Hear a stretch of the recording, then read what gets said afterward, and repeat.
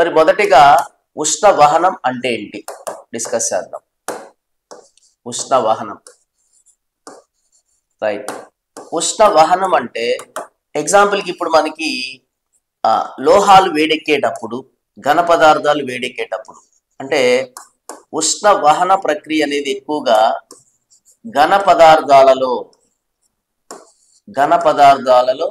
ఉష్ణ ప్రసరణని తెలియజేస్తుంది.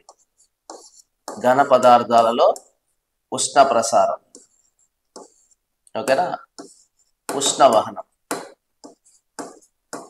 ఓకేనా. మరి ద్రవాలు వాయువుల్లో జరిగేది ఏంటంటే ఉష్ణ సంవహనం. యానకం లేకుండా తరంగాల రూపంలో ఒక ప్రాంతం నుంచి మరొక ప్రాంతానికి ఉష్ణం ప్రవహిస్తే దాన్ని ఉష్ణ వికిరణం అంటాం. సో ఈ విషయాలు మనం ఒకదాని తర్వాత ఒకటి క్లియర్గా నేర్చుకుందాం. మొదటిగా ఉష్ణ వహనం అంటే ఘన పదార్థాల్లో జరిగేటటువంటి ఉష్ణ ప్రసరణ విధానం ఉష్ణ వహనం.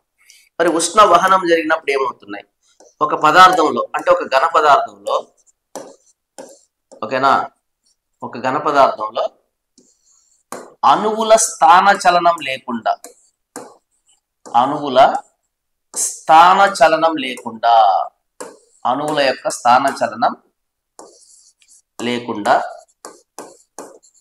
జరిగేటటువంటి పదార్థంలో అణువుల స్థాన చలనం లేకుండా జరిగే ఉష్ణ ప్రసరణాన్ని ఉష్ణ వహనం అంటున్నాం.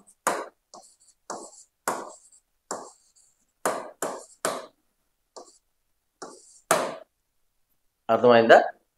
రైట్. మరి దీనికి ఎగ్జాంపుల్గా మనం ఏం చెప్పొచ్చు, లోహాలు వేడెక్కడం,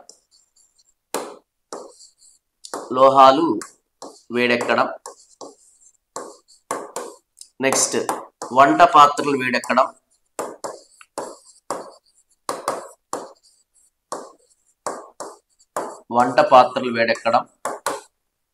నెక్స్ట్ పారిశ్రామిక బాయిలర్లు వేడెక్కడం,